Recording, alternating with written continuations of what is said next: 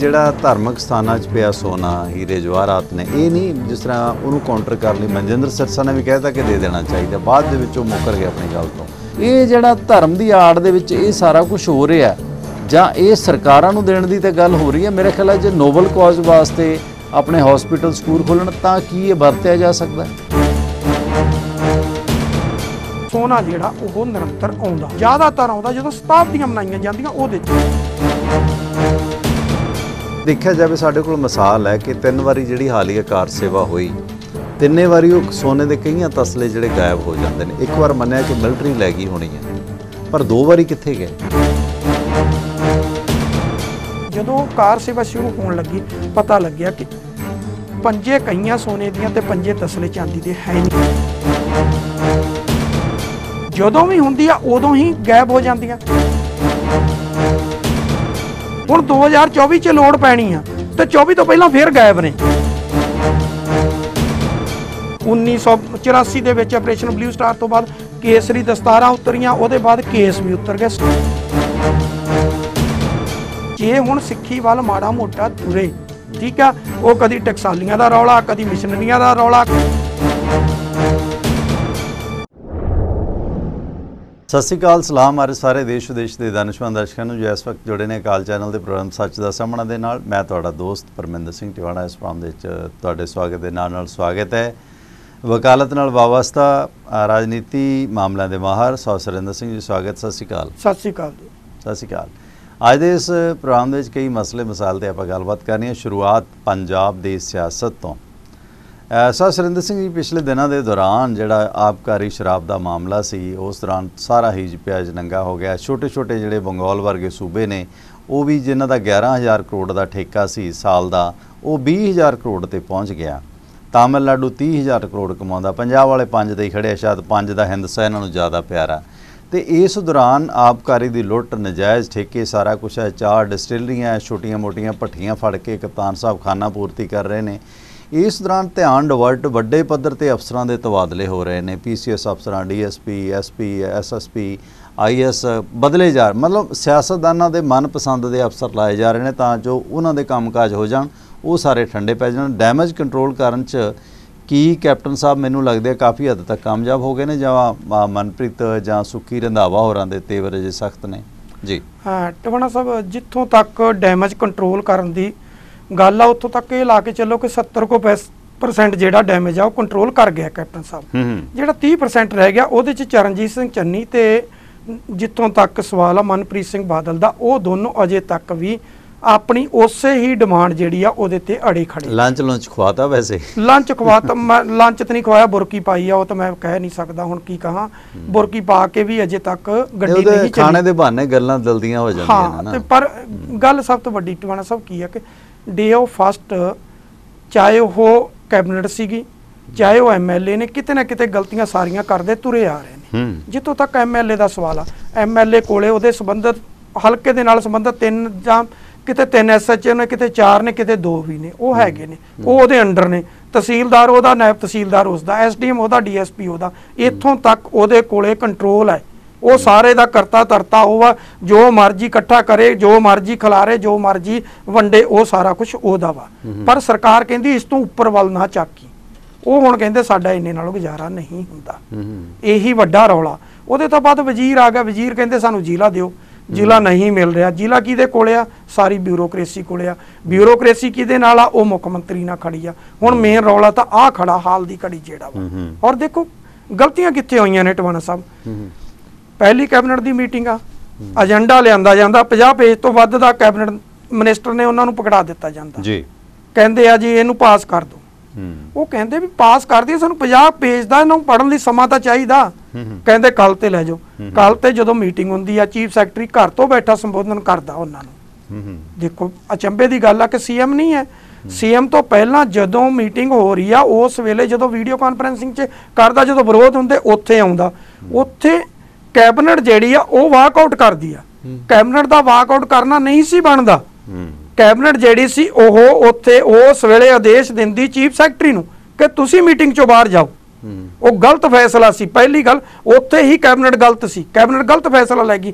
ਜੇ ਕੈਬਨਿਟ ਪਰ ਦੇਖੋ ਤਾਂ ਲੈ ਗਏ ਨਾ ਕਿਉਂਕਿ ਕਰਨ ਅਵਤਾਰ ਵੀ ਕਿੱਲੇ ਦੇ ਜ਼ੋਰ ਤੇ ਤਿੰਗੜ ਰਿਹਾ। ਉਹਨਾਂ ਨੂੰ ਪਤਾ ਸੀ ਵੀ ਕਰਨ ਅਵਤਾਰ ਤੇ ਕੈਪਟਨ ਸਾਹਿਬ ਨਹੀਂ ਕਾਰਵਾਈ ਕਰਨਗੇ, ਤੇ ਹੁਣ ਉਹ ਤੇ ਅਗਲੀਆਂ ਗੱਲਾਂ ਕਿ ਕਿਵੇਂ ਉਹਨੂੰ ਕਰਨ ਅਵਤਾਰ ਨੂੰ ਹੋਰ ਅਹੁਦੇ ਮਿਲ ਰਹੇ ਨੇ। ਸ਼ਾਇਦ ਇਸ ਦੌਰਾਨ ਫਿਰ ਗੁੱਸੇ 'ਚ ਵਾਕਆਊਟ ਕਰ ਗਏ ਨਾ, ਇਹ ਵਾਪਰਿਆ ਅਸਲ 'ਚ ਤਾਂ। ਨਹੀਂ ਟਵਾਣਾ ਸਾਹਿਬ, ਮੈਂ ਉਹਦੇ ਨਾਲ ਸਹਿਮਤ ਹਾਂ। ਜਦੋਂ ਉੱਥੇ ਮੁੱਖ ਮੰਤਰੀ ਨਹੀਂ ਸੀ ਤੇ ਫਿਰ ਕੈਬਨਿਟ ਕਾਹਦੇ ਲਈ ਸੀ? ਕੈਬਨਿਟ 'ਚ ਇੰਨੀ ਹਿੰਮਤ ਤਾਂ ਚਾਹੀਦੀ ਸੀ, ਬਾਂਹ ਤੋਂ ਪਕੜ ਕੇ ਚੀਫ ਸੈਕਟਰੀ ਨੂੰ ਕਹਿੰਦੇ ਬਾਹਰ ਚਲੋ ਮੀਟਿੰਗ 'ਚ, ਤੁਸੀਂ ਕੌਣ ਹੁੰਦੇ ਹੋ? ਕੱਢਿਆ ਜਾ ਸਕਦਾ ਸੀਗਾ, ਕੱਢਣਾ ਬਣਦਾ ਵੀ ਸੀਗਾ, ਕਿਉਂਕਿ ਪ੍ਰੋਟੋਕਾਲ ਦੇ ਹਿਸਾਬ ਦੇ ਨਾਲ ਚੀਫ ਸੈਕਟਰੀ ਜਿਹੜਾ ਹੈ ਉਹ ਐਮਐਲਏ ਤੋਂ ਨੀਚੇ ਰੈਂਕ ਤੇ ਆ, ਐਮਐਲਏ ਉਹਦਾ ਸੀਨੀਅਰ ਗਿਣਿਆ ਜਾਂਦਾ। ਤਾਂ ਫਿਰ ਇਹ ਤਾਂ ਕੈਬਨਿਟ ਮੰਤਰੀ ਸੀ, ਪਰ ਪਿੱਛੇ ਬਿਊਰੋਕਰੇਟ ਲੌਬੀ ਖੜੀ ਹੈ। ਹਾਂ, ਫਿਰ ਬਿਊਰੋਕਰੇਟ ਲੌਬੀ ਖੜੀ ਆ, ਤੇ ਉਹ ਫਿਰ ਹੁਣ ਜੋ ਕੁਝ ਹੋ ਰਿਹਾ ਉਹ ਆਪਣੇ ਸਾਹਮਣੇ ਹੀ ਆ। ਜੇ ਬਿਊਰੋਕਰੇਟਸ ਨੇ ਚਲਾਉਣੀ ਆ, ਹੁਣ ਕੀ ਆ ਕਿ ਕਹਿੰਦੇ ਕੈਬਨਿਟ ਕੋਲੇ ਜਿਹੜਾ ਏਜੰਡਾ ਆਉਂਦਾ ਤਿਆਰ ਕਿਹਨੇ ਕੀਤਾ? ਬਿਊਰੋਕਰੇਸੀ ਨੇ ਕੀਤਾ। ਕੈਬਨਿਟ ਨੂੰ ਪੜਨ ਨੂੰ ਨਹੀਂ ਮਿਲਦਾ, ਕੈਬਨਿਟ ਨੂੰ ਕਹਿੰਦੇ ਇਹਨੂੰ ਪਾਸ ਕਰੋ। ਕੈਬਨਿਟ ਜੇ ਪਾਸ ਕਰਦੀ ਆ ਕਹਿੰਦੇ ਜ਼ਿੰਮੇਵਾਰੀ ਕਿਹਦੀ? ਕਹਿੰਦੇ ਕੈਬਨਿਟ ਦੀ ਆ। ਜੇ ਕੈਬਨਿਟ ਨੇ ਏਜੰਡਾ ਤਿਆਰ ਹੀ ਨਹੀਂ ਕੀਤਾ, ਤਿਆਰ ਬਿਊਰੋਕਰੇਸੀ ਨੇ ਕੀਤਾ, ਪਾਸ ਕੀਤਾ ਕੈਬਨਿਟ ਤੋਂ ਕਰਾਉਣਾ। ਜੇ ਕੈਬਨਿਟ ਤੋਂ ਪਾਸ ਕਰਾਉਣਾ ਤਾਂ ਕੈਬਨਿਟ ਨੂੰ ਤਿਆਰ ਕਰਨ ਦਿਓ, ਕੈਬਨਿਟ ਦੀ ਸਹਿਮਤੀ ਨਾਲ ਤਿਆਰ ਹੋਵੇ, ਕੈਬਨਿਟ ਦੀਆਂ ਜਿਹੜੀਆਂ ਸਿਫਾਰਸ਼ਾਂ ਨੇ ਉਹ ਮੰਨੀਆਂ ਜਾਣ, ਤਾਂ ਫਿਰ ਤਾਂ ਠੀਕ ਸੀਗਾ। ਹੁਣ ਜੇ ਕੈਬਨਿਟ ਤੇ ਸਾਰਾ ਕੁਝ ਸੁੱਟਣਾ ਤੇ ਫਿਰ ਕੈਬਨਿਟ ਨੂੰ ਤਿਆਰ ਕਰਨ ਦਿਓ ਨਾ। ਜੋ ਕੈਬਨਿਟ ਨੇ ਤਿਆਰ ਹੀ ਨਹੀਂ ਕਰਨਾ, ਜ਼ਿੰਮੇਵਾਰੀ ਕਾਹਦੀ ਚੱਕੇ? ਉਹਨਾਂ ਨੇ ਜ਼ਿੰਮੇਵਾਰੀ ਮੁੱਖ ਮੰਤਰੀ ਤੇ ਪਾਤੀ।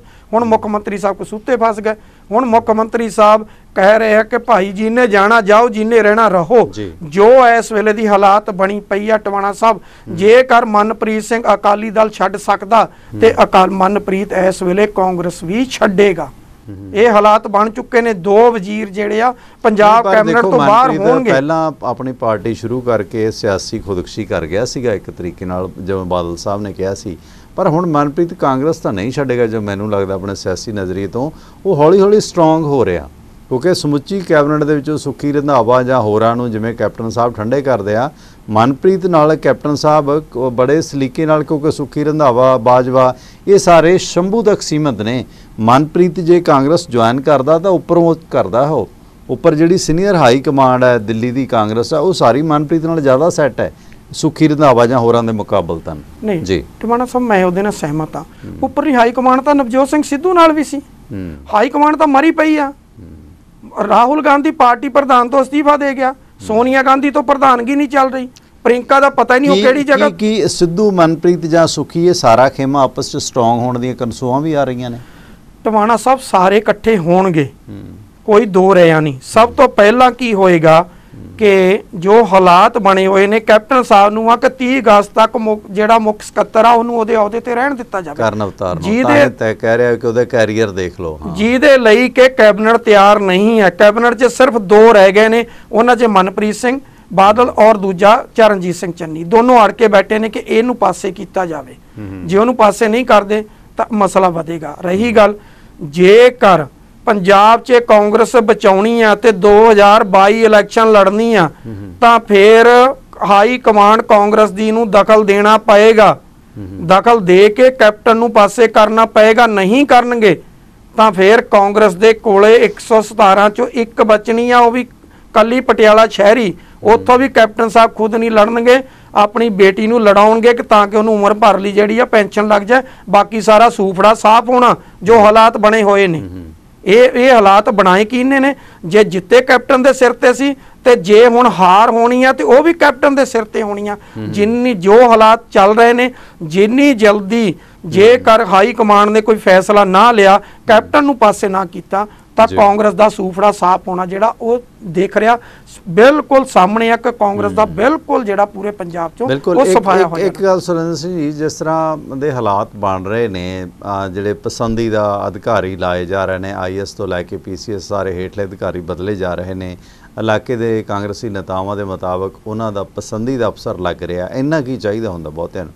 ਪਰ ਦੂਜੇ ਬੰਨੇ ਵੇਖੋ ਕਿ ਇਸ ਸ਼ਰਾਬ ਆਬਕਾਰੀ ਦੇ ਜਾਲੀ ਸਕੈਂਡਲਾਂ ਦੇ ਵਿੱਚ 4 MLA ਤੇ ਦੋਸ਼ ਉੱਠਦੇ ਸੀਗੇ, ਚੰਦੂ ਮਾਜਰਾ ਨੇ ਜਾਂ ਹੋਰਾਂ ਨੇ ਉਠਾਏ ਸੀ, ਜਿਸ ਦੇ ਵਿੱਚ ਰਾਜਪੁਰਾ, ਘਨੌਰ, ਖੰਨਾ ਤੇ ਬਲਾਚੌਰ, ਇਹ ਚਾਰਿਆਂ ਦੇ ਸਿੱਧਾ ਨਾਂ ਲਿਆ ਸੀ MLA ਦਾ। ਹੁਣ ਜੇ ਤੁਸੀਂ ਵੇਖੋ, ਜੇ ਵਾਕਈ ਇਹ ਗੱਲ ਸਹੀ ਹੁੰਦੀ ਤਾਂ ਅੱਜ ਵੀ ਤੁਸੀਂ ਵੇਖੋ ਕਿ ਸ਼ਰਾਬ ਦੀ ਜਿਹੜੀ ਸਥਿਤੀ ਹੈ ਉਹਦੇ ਬਾਰੇ ਮਦਨ ਲਾਲ ਜਲਾਲਪੁਰ ਦਾ ਬਿਆਨ ਆ ਗਿਆ, ਕਹਿੰਦਾ ਮੈਂ ਤਾਂ ਆਪਣੇ ਪਿੰਡ 'ਚ ਵਿਕਦੀ ਸ਼ਰਾਬ ਵੀ ਨਹੀਂ ਬੰਦ ਕਰ ਸਕਦਾ, ਮੈਂ ਇਲਾਕੇ ਦੀ ਕਿੱਥੇ ਬੰਦ ਕਰ ਲੂੰ ਕਿ ਨਜਾਇਜ਼ ਸ਼ਰਾਬ ਮੇਰੇ ਪਿੰਡ 'ਚ ਸ਼ਰੇਆਮ ਵਿਕਦੀ ਹੈ। ਇੱਕ MLA ਪਿੱਟ ਰਿਹਾ। ਜੋ ਜਲਾਲਪੁਰ ਹੋਰਾਂ ਨੇ ਜਲਾਲ ਦਿਖਾ ਦਿੱਤਾ, ਆਪਣਾ ਬਾਰ-ਬਾਰ ਤੇਵਰ ਦਿਖਾ ਦਿੱਤੇ ਕਿ ਇੱਕ MLA ਸ਼ਰੇਆਮ ਫਿਰ ਵੀ ਕਹਿ ਰਿਹਾ ਕਿ ਮੇਰੇ ਪਿੰਡ 'ਚ ਮੇਰੇ ਤੋਂ ਨਹੀਂ ਰੁਕ ਰਹੀ, ਮੈਂ ਇਲਾਕੇ 'ਚ ਨਜਾਇਜ਼ ਸ਼ਰਾਬ ਕਿਵੇਂ ਰੋਕ ਦੂੰ। ਮੈਨੂੰ ਲੱਗਦਾ ਹੈ ਬਗਾਵਤ ਠੰਡੀ ਨਹੀਂ ਹੋ ਰਹੀ, ਸਿੱਧੂ ਖੇਮਾ ਕਿਤੇ ਨਾ ਕਿਤੇ ਸਟਰੋਂਗ ਅੰਦਰੋਂ ਅੰਦਰੀ ਹੋ ਰਿਹਾ। ਬਿਲਕੁਲ ਟਵਾਣਾ ਸਾਹਿਬ, ਮੈਂ ਇਹਦੇ ਨਾਲ ਸਹਿਮਤ ਹਾਂ। ਮੈਂ ਪਹਿਲਾਂ ਕਹਿ ਕੇ ਹਟਿਆ ਕਿ ਦੇਖੋ ਹਾਈ ਕਮਾਂਡ ਵੀ ਕੋਈ ਫੈਸਲਾ ਲਵੇ ਨਾ ਲਵੇ, ਲੇਕਿਨ ਜਿਹੜੇ ਮੈਂ 2 ਵਜ਼ੀਰਾਂ ਦੀ ਗੱਲ ਕੀਤੀ ਆ ਕਿ ਉਹ ਕੈਬਨਿਟ ਤੋਂ ਬਾਹਰ ਜਾਣ ਲਈ ਤਿਆਰ ਬੈਠੇ ਆ, ਉਹ ਜਾਣਗੇ। ਉਹਨਾਂ ਨੂੰ ਦੇਖਦਾ ਜੋ ਸਟੈਂਡ ਲੈ ਚੁੱਕੇ ਆ, ਉਹਨਾਂ ਨੇ ਜਿਹੜਾ ਖਾਣੇ ਤੇ ਗਏ, ਉਹਨਾਂ ਨੇ ਉੱਥੇ ਕੈਪਟਨ ਅਮਰਿੰਦਰ ਸਿੰਘ ਨੂੰ ਇੱਕ ਗੱਲ ਬਹੁਤ ਸਾਫ਼ ਕਹਿ ਦਿੱਤੀ ਕਿ ਜੋ ਕੈਬਨਿਟ ਦਾ ਫੈਸਲਾ ਉਹਨੂੰ ਇਨ ਬਿਨ ਲਾਗੂ ਕੀਤਾ ਜਾਏਗਾ ਜੀ। ਉਹਨੂੰ ਜੇ ਲਾਗੂ ਕੀਤਾ ਜਾਏਗਾ, ਇਹਦਾ ਮਤਲਬ ਕਿ ਕਰਨ ਅਵਤਾਰ ਸਿੰਘ ਜਿਹੜੇ ਮੁੱਖ ਸਕੱਤਰ ਨੇ ਉਹ ਬਾਹਰ ਹੋਣਗੇ। ਜੇ ਕਰਨ ਅਵਤਾਰ ਸਿੰਘ ਬਾਹਰ ਨਹੀਂ ਜਾਂਦੇ ਤਾਂ ਫਿਰ ਕੈਬਨਿਟ ਦਾ ਫੈਸਲਾ ਕਿੱਥੇ ਆ? ਫਿਰ ਕੈਬਨਿਟ ਦੇ ਕੋਲੇ ਕੈਬਨਿਟ ਦੀ ਕੋਈ ਵੈਲਿਊ ਨਹੀਂ ਹੈ। ਰਹੀ ਗੱਲ ਸਾਰਿਆਂ ਦੇ ਇਕੱਠੇ ਹੋਣ ਦੀ, ਇਕੱਠੇ ਹੋ ਰਹੇ ਨੇ, ਇਕੱਠੇ ਕਿਹਦੇ ਥੱਲੇ ਹੋਣਾ ਹੁਣ ਦੇਖਣ ਵਾਲੀ ਗੱਲ, ਕਿਉਂਕਿ 2 ਚਿਹਰੇ ਐਸੇ ਨੇ ਜਿਨ੍ਹਾਂ ਦਾ ਕੱਦ ਵਧਿਆ। ਉਹਨਾਂ 'ਚ ਨਵਜੋਤ ਸਿੰਘ ਸਿੱਧੂ ਦਾ ਕੱਦ ਜ਼ਰੂਰ ਵਧਿਆ ਸੀ, ਲੇਕਿਨ ਉਹ ਅਲੱਗ ਥਲੱਗ ਪੈ ਗਏ ਸੀ। ਇਸ ਵੇਲੇ ਜੇ ਕਿਸੇ ਦਾ ਕੱਦ ਵਧਿਆ ਤਾਂ ਉਹ ਮਨਪ੍ਰੀਤ ਸਿੰਘ ਬਾਦਲ ਦਾ ਵਧਿਆ। ਔਰ ਮਨਪ੍ਰੀਤ ਸਿੰਘ ਬਾਦਲ ਨੇ, ਆਪਾਂ ਪਹਿਲਾਂ ਵੀ ਗੱਲ ਕੀਤੀ ਸੀ, ਜੋ ਕੁਝ ਉਹਦੇ ਫਾਦਰ ਦੇ ਭੋਗ ਦੇ ਉੱਪਰ ਉਹਨਾਂ ਦੀ ਸਪੀਚ ਸੀ, ਉਹ ਕੱਲੀ ਬਾਦਲ ਪਰਿਵਾਰ ਨੂੰ ਚੈਲੰਜ ਨਹੀਂ ਸੀ, ਉਹਨਾਂ ਦੇ ਨਾਲ ਨਾਲ ਸੂਬੇ ਦੀ ਸਰਕਾਰ ਨੂੰ ਵੀ ਚੈਲੰਜ ਸੀ ਕਿ ਭਾਈ ਮੈਂ ਆਪਣੇ ਕੁਣਬੇ 'ਚ ਵੀ ਜਾ ਸਕਦਾ। ਕੁਣਬੇ ਲਈ ਵੀ ਉਹਨੇ ਸਿੱਧਾ ਜਿਹੜੀਆਂ ਉੱਥੇ ਪਿਛਲੇ ਸਮੇਂ ਦੇ ਵਿੱਚ ਹੋਈਆਂ ਵਧੀਕੀਆਂ ਜੋ ਸੀ, ਇੱਕ ਦੂਜੇ ਦੇ ਇਲਜ਼ਾਮਬਾਜ਼ੀ ਜਿਹੜੀ ਸੀ, ਉਹਦੀ ਜਿਸ ਤਰੀਕੇ ਦੇ ਨਾਲ ਉੱਥੇ ਉਹਨੇ ਮਾਫੀ ਮੰਗੀ ਆ, ਉਹ ਕਿਤੇ ਨਾ ਕਿਤੇ ਇਹ ਸੀ ਜੇ ਕੱਲ ਨੂੰ ਲੋੜ ਪਈ ਤਾਂ ਮੇਰੀ ਵਾਪਸੀ ਵੀ ਹੋ ਸਕਦੀ ਆ। ਇਸ ਕਰਕੇ ਕੈਪਟਨ ਸਾਹਿਬ ਨੂੰ ਜਿਹੜਾ ਪੜਤੂ ਪਿਆ ਕਿ ਮਨਪ੍ਰੀਤ ਬਾਦਲ ਤੋਂ ਜਿਸ ਤਰ੍ਹਾਂ ਪਹਿਲਾਂ ਉਹਨੇ ਚਰਨਜੀਤ ਚੰਨੀ ਨੂੰ ਆਫਰ ਕੀਤੀ, ਲੇਕਿਨ ਉਹ ਆਏ ਨਹੀਂ। ਉੱਥੇ ਸੁਖੀ ਰੰਧਾਵਾ ਆਇਆ, ਉੱਥੇ ਰਾਜਾ ਬੜਿੰਗ ਆਇਆ, ਉੱਥੇ ਪ੍ਰਗਟ ਸਿੰਘ ਆਇਆ, ਉੱਥੇ ਸੰਗਤ ਸਿੰਘ ਗਿੱਲ ਜੀ ਆਇਆ, ਉੱਥੇ ਜਾ ਕੇ ਸਟੇਟ ਪ੍ਰਧਾਨ ਕਾਂਗਰਸ ਦਾ ਜਿਹੜਾ ਸੁਨੀਲ ਜਾਖੜ ਆਇਆ। ਪਰ ਦੇਖੋ ਕੀ ਆ ਕਿ ਸੁਨੀਲ ਜਾਖੜ ਜਿਹੜਾ ਅੰਦਰੋਂ ਕਿੰਨਾ ਕੋ ਖਫਾ ਨਿਕਲਿਆ, ਉਹ ਬਾਹਰ ਜਾ ਕੇ ਇੱਕ ਸ਼ਬਦ ਵੀ ਨਹੀਂ ਬੋਲ ਸਕਿਆ। ਅਖੀਰ ਉਹ ਚੁੱਪਚਾਪ ਬਾਹਰ ਨਿਕਲ ਗਿਆ। ਅਖੀਰ ਜਾ ਕੇ ਉਹ ਅਕਾਲੀ ਦਲ ਨੂੰ ਤਾਨੇ ਦੇਣ ਲੱਗ ਗਿਆ ਕਿ ਅਕਾਲੀ ਦਲ ਵਿਧਾਨ ਸਭਾ ਦੇ ਵਿੱਚ ਮਤਾ ਲੈ ਕੇ ਆਵੇ ਕਿ ਪੰਜਾਬ 'ਚ ਸ਼ਰਾਬਬੰਦੀ ਜਿਹੜੀ ਆ ਉਹ ਲਾਗੂ ਹੋਣੀ ਚਾਹੀਦੀ ਆ, ਵੀ ਸ਼ਰਾਬ ਹੀ ਨਹੀਂ ਵਿਕਣੀ ਚਾਹੀਦੀ। ਜੇ ਸ਼ਰਾਬ ਨਹੀਂ ਵੇਚੋਗੇ ਤਾਂ ਤੁਹਾਡੀ ਸਰਕਾਰ ਕਿੱਥੋਂ ਚੱਲਣੀ? ਜਿਹੜੀਆਂ ਤੁਸੀਂ ਪੈਲਟ ਲੈ ਕੇ ਘੁੰਮ ਰਹੇ ਹੋ, ਇਹ ਕਿੱਥੇ ਚੱਲਣੀਆਂ? ਕਾਹਦੇ ਸਿਰ ਤੇ ਤੁਹਾਡੀਆਂ ਚੱਲਣਗੀਆਂ? ਕਿਤੇ ਨਾ ਕਿਤੇ ਇਹ ਸੀ ਕਿ ਜਿਹੜਾ ਸੁਨੀਲ ਜਾਖੜ ਉਹ ਵੀ ਸੂਬਾ ਸਰਕਾਰ ਤੋਂ ਖਫਾ ਹੈ ਤੇ ਕੈਪਟਨ ਸਾਹਿਬ ਕਿਸੇ ਨੂੰ ਕੋਈ ਰਾਹ ਨਹੀਂ ਦੇ ਰਿਹਾ ਤੇ ਕੇਵਲ ਜਿਹੜੀ ਬਿਊਰੋਕ੍ਰੇਸੀ ਆ ਉਹਦੇ ਸਿਰ ਤੇ ਜਿਹੜੀ ਸਰਕਾਰ ਚੱਲ ਰਹੀ ਆ, ਇਹ ਸਾਰੇ ਤੋਂ ਖਫਾ ਨੇ। ਲੇਕਿਨ ਜਿੱਥੋਂ ਤੱਕ ਅੰਦਰ ਦੀ ਖਫਾ ਦੀ ਆ, ਜੇ ਕਾਂਗਰਸ ਹਾਈ ਕਮਾਂਡ ਨੇ ਫੈਸਲਾ ਲੈ ਲਿਆ ਤੇ ਕੈਪਟਨ ਸਾਹਿਬ ਨੂੰ ਕਹਿਤਾ ਤੁਸੀਂ ਪਾਸੇ ਹਟ ਜਾਓ, ਤੇ ਇੱਕ ਗੱਲ ਯਾਦ ਰੱਖਿਓ, ਜਿਹੜੇ 80 MLA ਆ, ਇਹਨਾਂ 'ਚ ਇੱਕ ਵੀ ਕੈਪਟਨ ਸਾਹਿਬ ਨਾਲ ਨਹੀਂ ਖੜਨਾ। ਚਾਹੇ ਕਿ ਵੱਖਰੀ ਗੱਲ ਆ ਕਿ ਕੈਬਨਿਟ ਦੀ ਮੀਟਿੰਗ ਵੀ ਕੁਝ ਵਜ਼ੀਰ ਜਿਹੜੇ ਆ ਉਹ ਅਟੈਂਡ ਕਰ ਚੁੱਕੇ ਆ ਪਿਛਲੇ ਦਿਨਾਂ 'ਚ, ਪਰ ਜਦੋਂ ਅਲੱਗ ਕਰਨ ਦੀ ਕੈਪਟਨ ਸਾਹਿਬ ਦੀ ਵਾਰੀ ਆਈ, ਕਿਸੇ ਨੇ ਨਹੀਂ ਖੜਨਾ, ਇਕੱਲੇ ਕੈਪਟਨ ਸਾਹਿਬ ਅਲੱਗ ਥਲੱਗ ਪੈ ਜਾਣਗੇ। ਪੂਰੀ ਦੀ ਪੂਰੀ ਕਾਂਗਰਸ ਜਿਹੜੀ ਉਹ ਹਾਈ ਕਮਾਂਡ ਨਾਲ ਜਾ ਕੇ ਖੜੀ ਹੋ ਜਾਏਗੀ ਜੀ। ਜੇ ਪੈਕੇਜ ਦੀ ਗੱਲ ਦੇਖੀ ਜਾਵੇ, ਬਹੁਤ ਬਦਤਰ ਸਥਿਤੀ ਹੈ। ਭਾਰਤ ਦਾ ਸੀਨ ਵੇਖੇ ਕਿ ਰੇਲ 'ਚ ਜਿਹੜੇ ਮੁਸਾਫਰ ਇੱਧਰੋਂ ਉੱਧਰ ਜਾ ਰਹੇ ਨੇ, ਖਾਸ ਕਰਕੇ ਮਜ਼ਦੂਰ ਵਰਗ ਹੈ, ਕਿਵੇਂ ਗਰਮੀ 'ਚ ਬੇਹਾਲ ਹੋਏ, ਮੌਤਾਂ ਵੀ ਹੋ ਰਹੀਆਂ ਨੇ, ਉਹਨਾਂ ਨੂੰ ਖਾਣ ਪਾਣ ਨਹੀਂ ਮਿਲ ਰਿਹਾ, ਸਟੇਸ਼ਨਾਂ 'ਤੇ ਉਹ ਲੁੱਟ ਮਚਾ ਰਹੇ ਨੇ, ਟ੍ਰੇਨਾਂ ਨੇ ਜਿਹੜੀਆਂ ਘੁਮਾ ਕੇ ਜਾ ਰਹੀਆਂ ਨੇ, ਹਜ਼ਾਰਾਂ ਕਿਲੋਮੀਟਰ ਸਫ਼ਰ ਹੈ ਜਿਹੜਾ ਬਿਨਾਂ ਵਜ੍ਹਾ ਵਧਾਇਆ ਜਾ ਰਿਹਾ। ਜਾਣੀ ਮਜ਼ਦੂਰ ਵਰਗ ਬਗਾਵਤ 'ਤੇ ਵੀ ਉਤਰਿਆ। ਪੰਜਾਬ ਦੇ ਵਿੱਚ ਮਜ਼ਦੂਰ ਵਰਗ ਹੈ ਜਿਹੜਾ ਉਹ ਵੀ ਜਾ ਰਿਹਾ। ਕਈ ਲੱਖ ਬੰਦਾ ਚਲਿਆ ਗਿਆ, ਕਈ ਲੱਖ ਬਾਕੀ ਜਾਣ ਦੇ ਮੂਡ 'ਚ ਹੈ। ਇੰਡਸਟਰੀ ਹੈ ਜਿਹੜੀ ਠੱਪ ਹੋ ਗਈ ਹੈ। ਜਿਹੜੀ ਕਾਰਪੋਰੇਟ ਇੰਡਸਟਰੀ ਹੈ ਉਹ ਭਾਵੇਂ ਚਾਈਨਾ ਦਾ ਹੋਵੇ, ਸਾਡੇ ਕੋਲ ਸਾਈਕਲ ਜਿਹੜੇ ਪਾਰਟਸ ਦਾ ਕੰਮ ਸੀਗਾ ਉਹ ਠੱਪ ਹੋ ਗਿਆ। ਬਾਕੀ ਜਿਹੜਾ ਪੰਜਾਬ ਦਾ ਉਦਯੋਗ ਹੈ ਉਹ ਠੱਪ ਹੋ ਗਿਆ। ਬਿਹਤਰ ਹੁੰਦਾ ਕਿ ਜਿਹੜਾ ਰੇਲ ਦੇ ਵਾਸਤੇ ਕਹਿ ਰਿਹਾ ਕਿ ਸੋਨੀਆ ਗਾਂਧੀ ਕਾਂਗਰਸ ਨੇ, ਰਾਜਾ ਵੜਿੰਗ ਕਹਿ ਰਿਹਾ ਕਿ ਅਸੀਂ ਤੁਹਾਡੇ ਜਾਣ ਦਾ ਕਿਰਾਇਆ ਦੇ ਰਹੇ ਹਾਂ, ਚੰਗਾ ਹੁੰਦਾ ਉਹ ਕਿਰਾਇਆ ਪੰਜਾਬ 'ਚ ਰਹਿਣ ਵਾਲੇ ਮਜ਼ਦੂਰਾਂ ਨੂੰ ਦਿੱਤਾ ਜਾਂਦਾ। ਝੋਨੇ ਦੀ ਲੁਆਈ, ਸਾਡੇ ਉਦਯੋਗ ਵਧੀਆ ਤਰੀਕੇ ਨਾਲ ਚੱਲ ਜਾਂਦੇ। ਉਹਨਾਂ ਮਜ਼ਦੂਰਾਂ ਨੂੰ ਜੇ ਥਾਪੜਾ ਦਿੱਤਾ ਹੁੰਦਾ, ਸਹਿਯੋਗ ਦਿੱਤਾ ਹੁੰਦਾ, ਤਾਂ ਸ਼ਾਇਦ ਉਹ ਇੱਥੋਂ ਹਿਜਰਤ ਨਾ ਕਰਦੇ। ਪਰ ਇਸ ਦੌਰਾਨ ਜਿਹੜੇ ਪੈਕੇਜ ਮੋਦੀ ਸਾਹਿਬ ਦੇ ਆਏ ਨੇ ਉਹ ਵੀ ਹਵਾ ਹੋ ਗਏ, ਤੇ ਜਿਹੜੇ ਨੇ ਪੈਕੇਜ ਨੇ ਜਿਹੜੇ ਉਹ ਕੈਪਟਨ ਸਾਹਿਬ ਦੇ ਵੀ ਕਿਤੇ ਨਜ਼ਰ ਨਹੀਂ ਆਉਂਦੇ। ਕੀ ਸਥਿਤੀ ਹੈ ਪੰਜਾਬ ਦੀ ਇਸ ਕਰੋਨਾ ਦੇ ਕਾਰਨ? ਟਵਾਣਾ ਸਾਹਿਬ 20 ਲੱਖ ਕਰੋੜ ਦਾ ਪੈਕੇਜ ਆ, ਉਹ ਪੈਕੇਜ ਥੋੜੀ ਆ, ਉਹ ਤਾਂ ਲੋਨ ਹੈ। ਅਲੱਗ-ਅਲੱਗ ਕੈਟਾਗਰੀ ਦੇ ਲਈ ਲੋਨ ਤੁਸੀਂ ਸੈਂਕਸ਼ਨ ਕੀਤਾ, ਉਹ ਵੀ ਕੰਡੀਸ਼ਨਾਂ ਨਾਲ ਹੈ। ਔਰ ਦੂਸਰੀ ਗੱਲ, ਕੇਵਲ ਤੇ ਕੇਵਲ ਨਰੇਗਾ ਵਾਲੇ ਆ ਜਿਨ੍ਹਾਂ ਨੂੰ ਤੁਸੀਂ ਜਿਹੜਾ ਉਹਨਾਂ ਨੂੰ ਉਹ ਜਿਹੜੀ ਮਾਲੀ ਮਦਦ ਦੇਣ ਦੀ ਜਿਹੜੀ ਗੱਲ ਕੀਤੀ ਆ, ਹੋਰ ਤਾਂ ਕਿਸੇ ਨੂੰ 1 ਰੁਪਿਆ ਨਹੀਂ ਮਿਲਿਆ। ਬਾਕੀ ਸਾਰਿਆਂ ਦੀਆਂ ਤੁਸੀਂ ਸੈਲਰੀਆਂ ਕੱਟਣ ਦੀ ਤਿਆਰੀ ਕਰੀ ਬੈਠੇ ਹੋ। ਪੈਨਸ਼ਨ ਕਿਸੇ ਨੂੰ ਜਿਹੜੀ ਆ ਉਹ ਸਮੇਂ ਸਿਰ ਮਿਲ ਨਹੀਂ ਰਹੀ। ਪੈਕੇਜ ਪੂਕੇਜ ਤਾਂ ਸਾਰੇ ਖਤਮ ਹੋ ਗਏ। 137 ਕਰੋੜ ਦੀ ਪਾਪੂਲੇਸ਼ਨ ਦੀ ਗੱਲ ਕਰਦੇ ਆ। ਮੈਂ ਕਹਿੰਦਾ 137 ਨਹੀਂ, ਤਕਰੀਬਨ ਆ ਜੇ ਹੋਣ ਵਾਲੀ ਮਰਦਮਸ਼ੁਮਾਰੀ ਹੋ ਜਾਂਦੀ ਤੇ 143 44 ਜਾਂ 45 ਕਰੋੜ ਤੋਂ ਉੱਪਰ ਦੀ ਪਾਪੂਲੇਸ਼ਨ ਸੀ। ਤੁਸੀਂ ਤਾਂ ਪਹਿਲੇ 15 ਲੱਖ ਦੀ ਗੱਲ ਕਰਦੇ ਸੀ, ਉਹ ਨਹੀਂ ਪਾਏ, ਹੁਣ ਹੀ 10 ਲੱਖ ਪਾ ਦਿੰਦੇ। ਪਰ ਜੀ ਪਤਾ ਤਾਂ ਲੱਗ ਜਾਂਦਾ, ਕੁਛ ਨਾ ਕੁਛ ਬਣ ਜਾਂਦਾ। 20 ਲੱਖ ਕਰੋੜ ਦੀ ਜਿਹੜੀ ਗੱਲ ਕਰਦੇ ਆ, ਇਹਦੀ ਤਾਂ ਜ਼ਰੂਰਤ ਹੀ ਨਹੀਂ ਸੀ ਪੈਣੀ, ਇਸ ਤੋਂ ਤਾਂ ਨੀਚੇ ਹੀ ਸਰ ਜਾਣਾ ਸੀ ਸਾਰਾ ਕੁਛ। ਪਾਉਂਦੇ ਤਾਂ ਸਹੀ ਕਿਸੇ ਨੂੰ ਕੁਛ ਨਹੀਂ, ਪੈਕੇਜ ਦੇ ਪੈਕੇਜ ਰਹਿ ਗਏ। ਰਹਿ ਗਈ ਗੱਲ ਸੋਨੀਆ ਗਾਂਧੀ ਵੱਲੋਂ ਜਿਹੜਾ ਮਜ਼ਦੂਰ ਪੰਜਾਬ ਤੋਂ ਜਾ ਰਿਹਾ ਉਹਦੇ ਕਿਰਾਏ ਦੇਣ ਦੀ, ਕਿਰਾਇਆ ਕਿਸੇ ਨੇ ਨਹੀਂ ਦਿੱਤਾ। ਸੈਂਟਰ ਕਹਿ ਰਿਹਾ 85% ਅਸੀਂ ਦਿੱਤਾ, ਕਿਸੇ ਨੇ ਫੁੱਟੀ ਕੌਡੀ ਨਹੀਂ ਦਿੱਤੀ। ਸਾਰਾ ਸਟੇਟ ਦੇ ਬਜਟ ਚੋਂ ਜਾ ਰਿਹਾ, ਸੂਬਾ ਸਰਕਾਰ ਦੇ ਰਹੀ ਆ। ਦੇਖੋ ਪੰਜਾਬ ਨਾਲ ਧੱਕਾ ਕਿੱਥੇ ਆ। ਪੰਜਾਬੀ ਜੇ ਹਜੂਰ ਸਾਹਿਬ ਬੈਠਾ, ਹਜੂਰ ਸਾਹਿਬ ਤੋਂ ਵਾਪਸ ਆਉਣਾ ਤੇ ਪੰਜਾਬ ਦੇ ਕਿਰਾਏ ਦੇ ਉੱਪਰ ਆ ਰਿਹਾ, ਉਹ ਪੇ ਕੌਣ ਕਰ ਰਿਹਾ? ਪੰਜਾਬ ਸਰਕਾਰ ਕਰ ਰਹੀ ਆ, ਜਾਂ ਉੱਥੇ ਸਮਾਜ ਸੇਵੀ ਜਥੇਬੰਦੀਆਂ ਜਿਹੜੀਆਂ ਬੈਠੀਆਂ ਨੇ ਉਹ ਕਰ ਰਹੀਆਂ ਨੇ। ਜਦੋਂ ਪੰਜਾਬ ਤੋਂ ਕਿਸੇ ਨੇ ਵਾਪਸ ਜਾਣਾ ਉਹਦਾ ਵੀ ਪੰਜਾਬ ਦੇਵੇ। ਔਰ ਕਾਂਗਰਸ ਹਾਈ ਕਮਾਂਡ ਜਿਹੜੀ ਆ ਉਹ ਲਾਹਾ ਕੱਟ ਰਹੀ ਆ। ਰਾਜਾ ਬਣੇਗਾ ਸਟੇਸ਼ਨਾਂ ਤੇ ਘੁੰਮ ਕੇ ਕਹਿ ਰਿਹਾ ਕਿ ਸ਼੍ਰੀਮਤੀ ਸੋਨੀਆ ਗਾਂਧੀ ਜੀ ਦੇ ਰਹੇ। ਸੋਨੀਆ ਗਾਂਧੀ ਜੀ ਆਪਦੀ ਪਾਕਟ 'ਚ ਦੇ ਰਹੇ। ਉਦੋਂ ਉਹਨਾਂ ਨੇ ਕਿਹਾ ਸੀ ਸਾਡਾ ਜਿਹੜਾ ਆਪਣੇ ਆਪ ਨੂੰ ਇੰਦਰਾ ਦਾ ਪੁੱਤਰ ਵੀ ਕਹਿੰਦਾ, ਹਾਂ ਕਹਿੰਦੇ ਜਿਹੜਾ ਸਟੇਟ ਯੂਨਿਟ ਆ ਉਹ ਦੇਵੇਗਾ। ਸਟੇਟ ਯੂਨਿਟ ਨੇ ਦਿੱਤਾ ਨਹੀਂ। ਜਾਖੜ ਸਾਹਿਬ ਨੇ ਸਟੇਟ ਯੂਨਿਟ ਦੇ ਪ੍ਰਧਾਨ ਉਹ ਦਿੰਦੇ, ਉਹਨਾਂ ਨੇ ਦਿੱਤਾ। ਜਿਹੜਾ ਕੁਝ ਗਿਆ ਉਹ ਤੇ ਪੰਜਾਬ ਦੇ ਖਜ਼ਾਨੇ ਚੋਂ ਗਿਆ। ਜਿਹੜਾ ਪੰਜਾਬ ਦੇ ਖਜ਼ਾਨੇ ਚੋਂ ਗਿਆ ਉਹ ਕਿਤੇ ਪੈਣਾ? ਪੰਜਾਬ ਦੀ ਪਬਲਿਕ ਤੇ ਪੈਣਾ। ਜਾਂ ਤੁਹਾਡੀ ਪਾਰਟੀ ਦਾ ਫੰਡ ਸੀ ਦਿੰਦੇ, ਉਹਦੇ ਚੋਂ ਜੋ ਕੁਝ ਦੇ ਸਕਦੇ ਸੀ। ਇੱਕ ਗੱਲ ਹੋਰ ਜਿਹੜੀ ਉੱਠ ਰਹੀ ਹੈ, ਪ੍ਰਿਥਵੀ ਰਾਜ ਚੌਹਾਨ ਕਾਂਗਰਸ ਦੇ ਜਿਹੜੇ ਮੁੱਖ ਮੰਤਰੀ ਨੇ ਮਹਾਰਾਸ਼ਟਰ, ਉਹਨਾਂ ਨੇ ਇੱਕ ਗੱਲ ਚਲਾਈ ਸੀਗੀ ਕਿ ਜਿਹੜਾ ਧਾਰਮਿਕ ਸਥਾਨਾਂ 'ਚ ਪਿਆ ਸੋਨਾ, ਹੀਰੇ ਜਵਾਹਰਾਤ ਨੇ, ਇਹ ਨਹੀਂ, ਜਿਸ ਤਰ੍ਹਾਂ ਉਹਨੂੰ ਕਾਊਂਟਰ ਕਰਨ ਲਈ ਮਨਜਿੰਦਰ ਸਿਰਸਾ ਨੇ ਵੀ ਕਹਿਤਾ ਕਿ ਦੇ ਦੇਣਾ ਚਾਹੀਦਾ। ਬਾਅਦ ਦੇ ਵਿੱਚ ਉਹ ਮੁੱਕਰ ਗਏ ਆਪਣੀ ਗੱਲ ਤੋਂ, ਕਿਉਂਕਿ ਜਿਹੜੇ ਉਹਨਾਂ ਦੇ ਐਂਟੀ ਲੌਬੀ ਹੈ ਉਹਨਾਂ ਨੇ ਕਹਿ ਦਿੱਤਾ ਕਿ ਇਹ ਤਾਂ ਹੁਣ ਦਰਬਾਰ ਸਾਹਿਬ ਦਾ ਲਾਇਆ ਹੋਇਆ ਸੋਨਾ ਉਤਰਵਾਉਣਗੇ ਮੋਦੀ ਸਾਹਿਬ। ਬਲਬੀਰ ਸਿੰਘ ਭਰਪੂਰ ਉਹਨਾਂ ਦੀ ਉਹ ਫੁਟੇ ਚੱਕ ਲਈ। ਖੈਰ ਉਹ ਗੱਲ ਨਹੀਂ ਸੀ, ਉਹਦਾ ਜਿਹੜਾ ਜਮ੍ਹਾਂ ਪਿਆ ਜਾਂ ਤਾਂ ਉਹਨੂੰ ਪੈਕੇਜ ਜਿਹੜਾ ਹੈਗਾ ਉਹਨੂੰ ਮਤਲਬ ਬੌਂਡ ਦੇ ਤੌਰ 'ਤੇ ਜਾਂ ਕਿੱਦਾਂ ਵੀ। ਪਰ ਹੁਣ ਭਾਰਤ ਦੇ ਮੰਦਰਾਂ ਦੀ ਅਗਰ ਗੱਲ ਕਰੀਏ ਤਾਂ ਪਦਮਨਾਭ ਸਵਾਮੀ ਮੰਦਰ ਹੈ, ਜਿਹੜਾ ਵਰਮਾ ਵੰਸ਼ ਦਾ ਮੰਦਰ ਹੈ, ਜਿਹੜਾ ਉਹ ਸਟੇਟ ਸੀ ਟ੍ਰੈਵਨਕੋਟ ਸਟੇਟ, ਜਿਹੜੀ ਜਦੋਂ 542 ਸਟੇਟਾਂ ਇੰਡੀਆ 'ਚ ਸ਼ਾਮਲ ਹੋ ਰਹੀਆਂ ਸੀਗੀਆਂ ਆਜ਼ਾਦੀ ਦੇ ਵਕਤ, ਤਾਂ ਵੱਲਭ ਭਾਈ ਪਟੇਲ ਨੂੰ ਇੱਥੋਂ ਦੇ ਰਾਜਾ ਵਰਮਾ ਸੀ ਜਿਹੜਾ ਉਹਨੇ ਜਵਾਬ ਦਿੱਤਾ ਸੀ ਕਿ ਸਾਡਾ ਪਦਮਨਾਭ ਸਵਾਮੀ ਨਹੀਂ ਮੰਨਦਾ ਸਾਡਾ ਭਗਵਾਨ ਕੇ ਇੰਡੀਆ 'ਚ ਸ਼ਾਮਲ ਹੋਣਾ। ਜੇ ਭਗਵਾਨ ਕਹੇਗਾ ਅਸੀਂ ਹੋ ਜਾਵਾਂਗੇ, ਨਹੀਂ ਹੋਵੇਗਾ ਤੇ ਅਸੀਂ ਨਹੀਂ ਹੋਵਾਂਗੇ। ਵੱਲਭ ਭਾਈ ਪਟੇਲ ਉਦੋਂ ਤੇ ਸੀ, ਉਹ ਕਹਿੰਦਾ ਮੈਂ ਭਗਵਾਨ ਨਾਲ ਮੁਲਾਕਾਤ ਕਰਾਂਗਾ। ਉਹ ਮੰਦਰ 'ਚ ਗਏ ਤੇ ਵੱਲਭ ਭਾਈ ਪਟੇਲ ਇਕੱਲੇ ਅੰਦਰ ਬੜੇ ਚੈਂਬਰ ਜਿੱਥੇ ਉਹ ਪੂਜਾ ਕਰਦੇ ਸੀ, ਕਹਿੰਦੇ ਭਗਵਾਨ ਨੇ ਜਸ ਕਰਤੀ ਕਿ ਟ੍ਰੈਵਨਕੋਟ ਸਟੇਟ ਇੰਡੀਆ 'ਚ ਸ਼ਾਮਲ ਹੋ ਜੇ। ਪਰ ਉਸ ਵਕਤ ਡਾਕਟਰ ਇੱਕ TPS ਸੁਬਰਾਮਨੀਅਮ ਸੀਗੇ ਜਿਹੜੇ ਇੰਦਰਾ ਗਾਂਧੀ ਦੇ ਵਕਤ IV 'ਚ ਸੀਗੇ, ਤੇ ਉਹਦੇ ਫਾਦਰ ਨੂੰ ਪ੍ਰੋਬਲਮ ਆਈ, ਉਹ ਰਿਟਾਇਰ ਹੋ ਕੇ ਉੱਥੇ ਚਲੇ ਗਏ TP ਸੁੰਦਰਰਾਜਨ, ਤੇ ਉਹਨਾਂ ਨੇ ਇੱਕ PIL ਪਾਈ ਤੇ ਸੁਪਰੀਮ ਕੋਰਟ ਦੇ ਹੁਕਮਾਂ ਤੇ ਉਸ ਟ੍ਰੈਵਨਕੋਟ ਸਟੇਟ ਦਾ ਜਿਹੜਾ ਵਰਮਾ ਵੰਸ਼ ਦਾ ਪਦਮਨਾਭ ਸਵਾਮੀ ਮੰਦਰ ਆ, ਜਿਹਦੇ 'ਚ ਕਰੋੜਾਂ ਅਰਬਾਂ, ਇੰਡੀਆ ਦਾ ਸਭ ਤੋਂ ਅਮੀਰ ਖਜ਼ਾਨਾ ਉੱਥੇ ਹੈ ਮੰਦਰਾਂ ਦੇ ਵਿੱਚੋਂ, ਤੇ ਉਹਦੇ 5 ਚੈਂਬਰਾਂ ਦੀ ਕਾਊਂਟਿੰਗ ਜਦੋਂ ਸ਼ੁਰੂ ਹੋਣ ਲੱਗੀ ਤੇ ਉਹ 85 ਸਾਲਾ ਬੰਦੇ ਦੀ, ਜਿਹਨੇ ਮੁੱਦਾ ਚੁੱਕਿਆ ਸੀ IV ਦੇ ਸਾਬਕਾ ਅਫਸਰ IPS ਆਫੀਸਰ ਸੀ, ਉਹਦੀ ਕਿਸੇ ਕਾਰਨ ਮੌਤ ਹੋ ਗਈ। ਉਹ ਗੁੰਮਰਾਹ ਕਰ ਦਿੱਤਾ ਕਿ ਭਗਵਾਨ ਦੇ ਤਾਂ ਉੱਥੇ ਪਦਮਨਾਭ ਦੇ 1000 ਕੋਬਰਾ ਹੈ ਜਿਹੜਾ ਖਤਮ ਕਰ ਦੇਗਾ, ਜਿਹੜਾ ਉਹਦੇ ਖਜ਼ਾਨੇ ਨੂੰ ਛਿੜੇਗਾ। ਪਰ ਜਿਹੜਾ ਇਹਨਾਂ ਖਜ਼ਾਨਿਆਂ 'ਚੋਂ ਜੋ ਸ਼ਰਧਾਲੂਆਂ ਦੀ ਸ਼ਰਧਾ ਦਾ ਪੈਸਾ, ਇਹ ਸਰਕਾਰਾਂ ਦੀ ਗਜ ਹੈ। ਹੁਣ ਤੁਸੀਂ ਰਾਮ ਰਹੀਮ ਦਾ ਵੇਖੋ, ਆਪਾਂ ਕਿਵੇਂ ਇੱਥੋਂ ਸਾਰਾ ਲੁੱਟ ਦਾ ਮਾਲ ਨਿਕਲਿਆ, ਉਹ ਕਿਸ ਪਾਰਟੀ ਵਿਸ਼ੇਸ਼ ਵਾਲੇ ਲੈ ਕੇ ਚੱਕ ਕੇ। ਇਸੇ ਤਰ੍ਹਾਂ ਜਦੋਂ ਉਹ ਕਰਲੀ ਵਾਲਾ ਸੀ ਜਿਹੜਾ ਸਾਈਂ ਬਾਬਾ, ਉਹਦੀ ਮੌਤ ਤੋਂ ਬਾਅਦ ਉੱਥੇ ਵੀ ਖਜ਼ਾਨਾ ਇੱਦਾਂ ਗਿਆ, ਜਾਣੀ ਕਿ ਸ਼ਰਧਾਲੂਆਂ ਦਾ ਮਾਲ ਤੇ ਸਰਕਾਰਾਂ ਦੇ ਗਜ। ਇਹ ਜਿਹੜਾ ਸਿਲਸਿਲਾ ਹੁਣ ਚੱਲਿਆ ਕਿ ਉਹ ਜੇ ਫਿਰ ਗੱਲ ਮੱਠੀ ਨਹੀਂ ਹੋਈ, ਭਾਵੇਂ ਸੁਖਬੀਰ ਬਾਦਲ ਨੇ ਵੀ ਕਹਿ ਦਿੱਤਾ ਕਿ ਨਹੀਂ ਗੁਰੂ ਘਰਾਂ ਦਾ ਸੋਨਾ ਨਹੀਂ ਦੇਣਾ ਚਾਹੀਦਾ।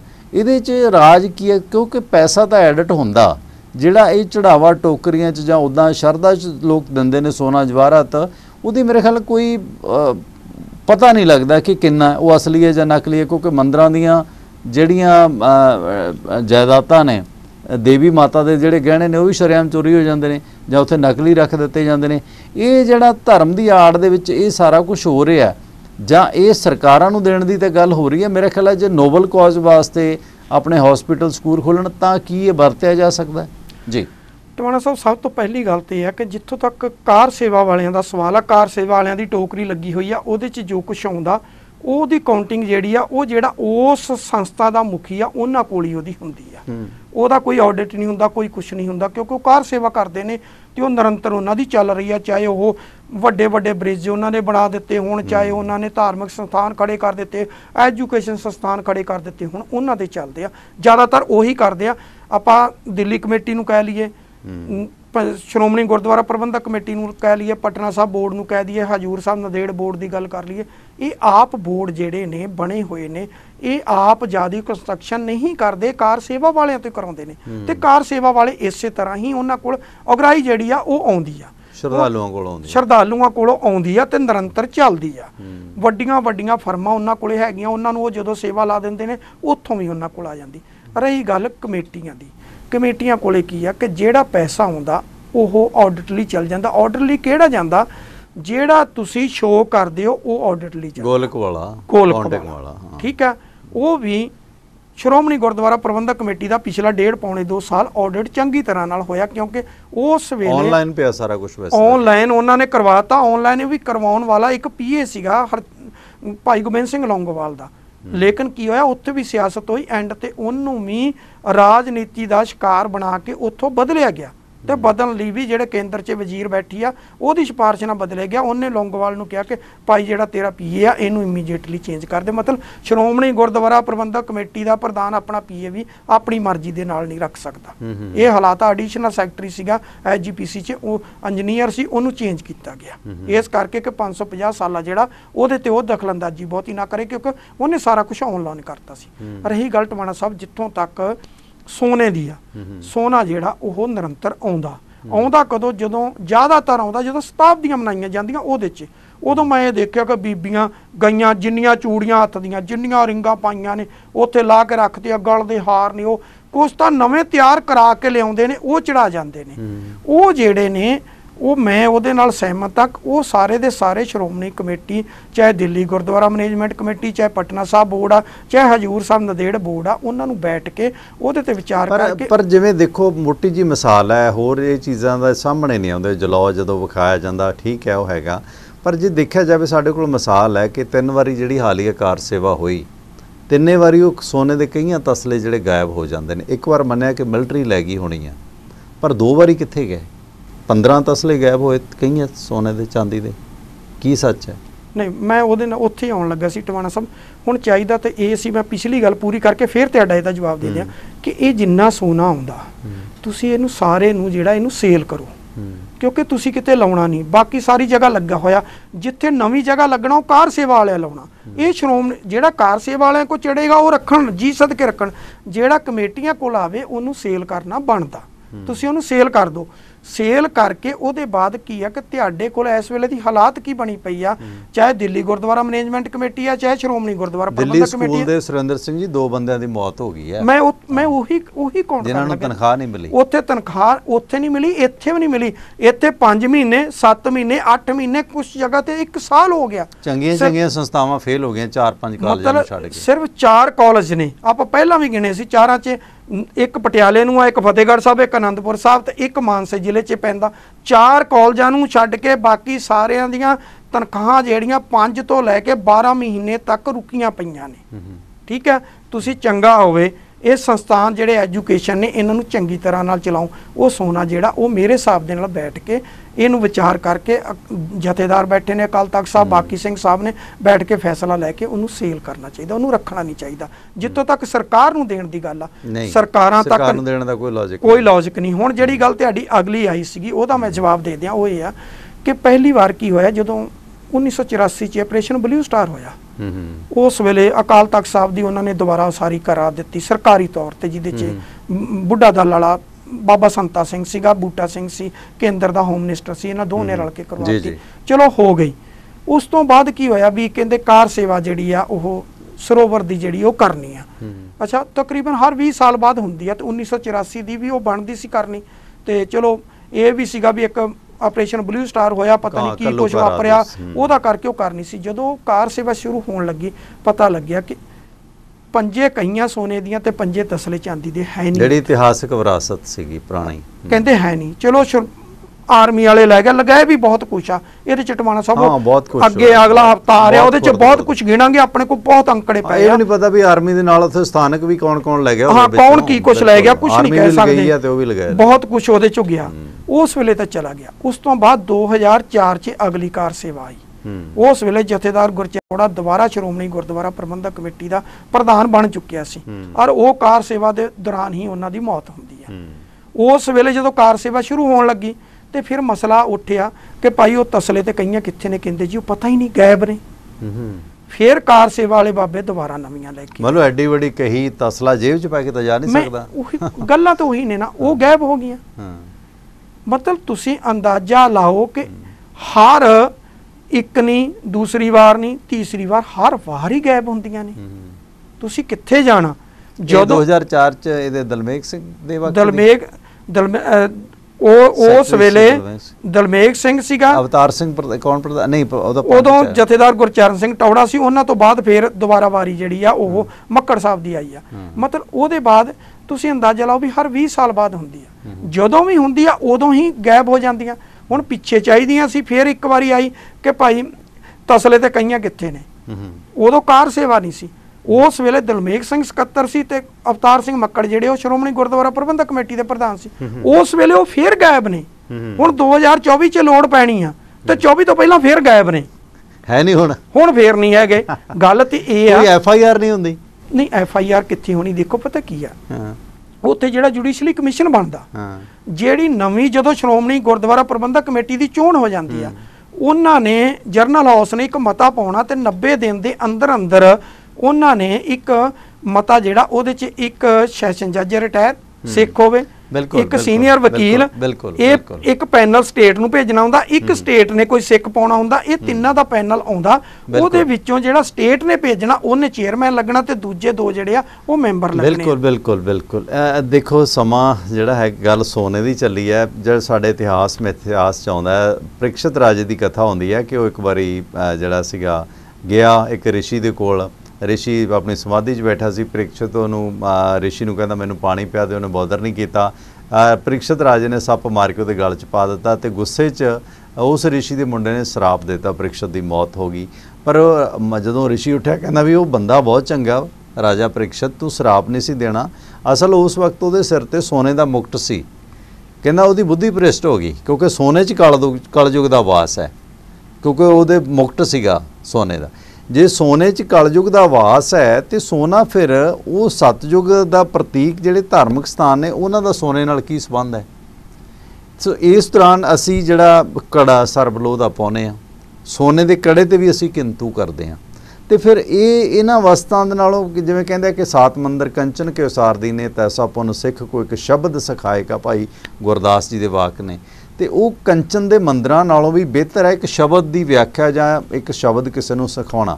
ਇਹ ਚੀਜ਼ਾਂ ਅੱਜ ਅਸੀਂ ਜੇ ਜਿਹੜਾ ਹੈਗਾ ਬੱਚਿਆਂ ਨੂੰ ਐਜੂਕੇਟ ਕਰੀਏ, ਉਹ ਡਾਕਟਰ ਬਣਨ, ਅੱਛੇ ਅਫਸਰ ਬਣਨ, ਵਧੀਆ ਗੁਰਸਿੱਖ ਬਣਨ, ਉਹ ਚੀਜ਼ਾਂ ਸ਼ਾਇਦ ਜ਼ਿਆਦਾ ਬਿਹਤਰ ਨੇ। ਆਪਾਂ ਇੱਕ ਬ੍ਰੇਕ ਲੈਣੇ ਆ, ਬ੍ਰੇਕ ਤੋਂ ਬਾਅਦ ਬਹੁਤ ਅਹਿਮ ਮਸਲਿਆਂ ਤੇ ਗੱਲਬਾਤ ਹੋਵੇਗੀ ਇਸ ਵਕਫੇ ਤੋਂ ਬਾਅਦ।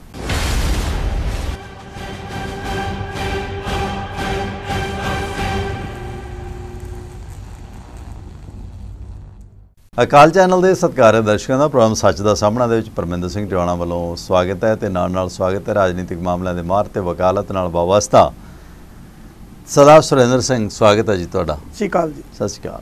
ਤੇ ਬੜੇ ਇੰਟਰਸਟਿੰਗ ਵਾਕਿਆ ਤੇ ਗੱਲ ਹੋ ਰਹੀ ਸੀ, ਧਰਮ ਕਰਮ ਸਿਆਸਤ ਵਿਰਾਸਤ। ਤੁਸੀਂ ਇੱਕ ਗੱਲ ਕਹੀ ਸੀ ਪਹਿਲੇ ਭਾਗ ਦੇ ਵਿੱਚ ਕਿ ਕੈਪਟਨ ਅਮਰਿੰਦਰ ਸਿੰਘ ਜਿਹੜਾ 77 ਸੀਟਾਂ ਲੈ ਗਿਆ ਸੀ, ਉਹ ਹੁਣ ਸਾਹ ਸੱਤ ਨਹੀਂ ਰਹਿਣਾ।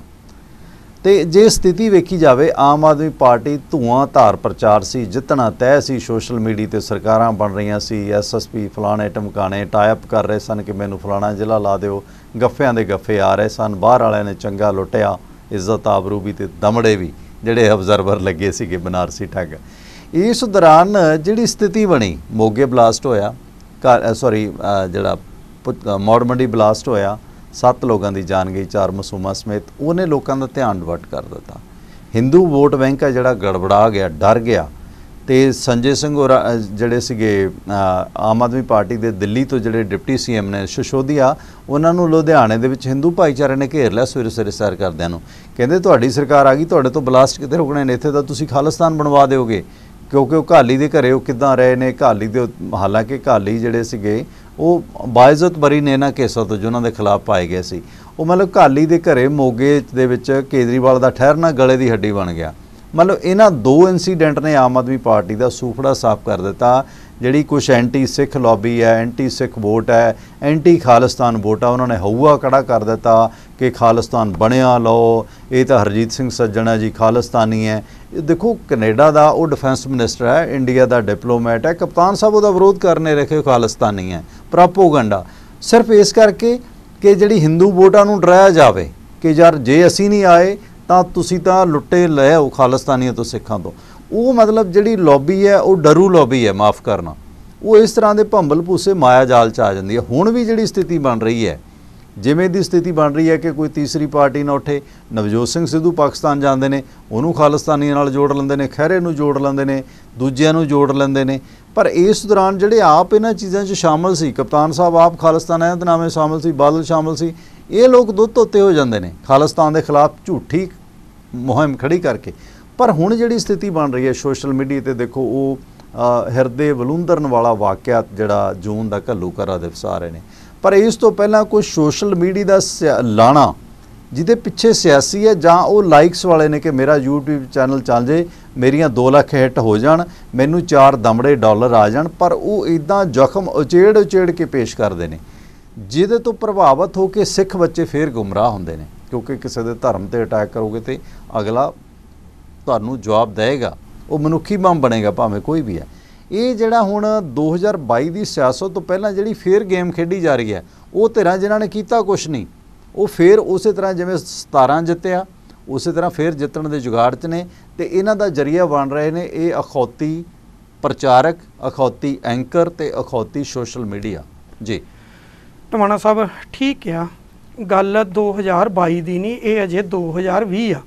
ਹਰ ਸਾਲ ਇਹੀ ਕੁਛ ਹੁੰਦਾ।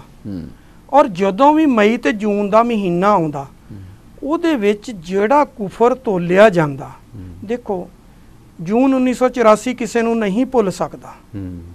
ਆਪਾਂ 1984 ਤੋਂ ਲੈ ਕੇ ਆਪਾਂ 1994-95 ਤੱਕ ਇਹ ਹੰਡਾਇਆ, ਹੱਡੀ ਹੰਡਾਇਆ ਜੀ, ਬੜਾ ਕੁਝ ਹੱਡੀ ਹੰਡਾਇਆ, ਆਪਾਂ ਉਹਨੂੰ ਨਹੀਂ ਭੁੱਲ ਸਕਦੇ। 1984 ਦਿੱਲੀ ਤੇ ਦਿੱਲੀ ਬਾਕੀ ਪੂਰੇ ਭਾਰਤ 'ਚ ਨਵੰਬਰ 'ਚ ਕੀ ਕੁਛ ਹੋਇਆ ਉਹ ਵੀ ਨਹੀਂ ਭੁਲਾਇਆ ਜਾ ਸਕਦਾ। ਇਸ ਤੋਂ ਵੈਸੇ ਪਹਿਲਾਂ ਵੀ ਨਕਸਲੈਂਡ ਮੂਵਮੈਂਟ ਮਰੇ ਤਾਂ ਪੰਜਾਬ ਦੇ ਹੀ ਉਦੋਂ, ਭਾਵੇਂ ਕਿਸੇ ਪਾਸੇ ਟਵਾਣਾ ਸਾਹਿਬ ਉਹਨਾਂ ਸਾਰਿਆਂ ਤੇ ਆਉਣ ਲੱਗਾ। ਹੁਣ ਕੀ ਆ, ਜਿੰਨੇ ਵੀ ਐਂਕਰ ਨੇ ਉਹਦੇ 'ਚੋਂ 70% ਉਹ ਨੇ ਜਿਨ੍ਹਾਂ ਨੇ ਜਰਨਲਿਜ਼ਮ ਡਿਪਾਰਟਮੈਂਟ ਦਾ ਮੂੰਹ ਨਹੀਂ ਦੇਖਿਆ। ਜੇ ਮੈਂ ਕਹਿ ਦਿਆਂ ਜਿੱਦਾਂ ਪੰਜਾਬੀ 'ਚ ਕਹਾਵਤ ਆ ਇੱਕ ਕਿ ਫਲਾਨਾ ਤਾਂ ਸਕੂਲ ਦੇ ਪਿੱਛੇ ਦੀ ਕੱਟਾ ਲੈ ਕੇ ਨਹੀਂ ਲੰਘਿਆ, ਇਹ ਤਾਂ ਕੱਟਾ ਲੈ ਕੇ ਵੀ ਉਸ ਡਿਪਾਰਟਮੈਂਟ ਦੇ ਪਿੱਛੇ ਦੀ ਨਹੀਂ ਲੰਘੇ ਹੋਏ।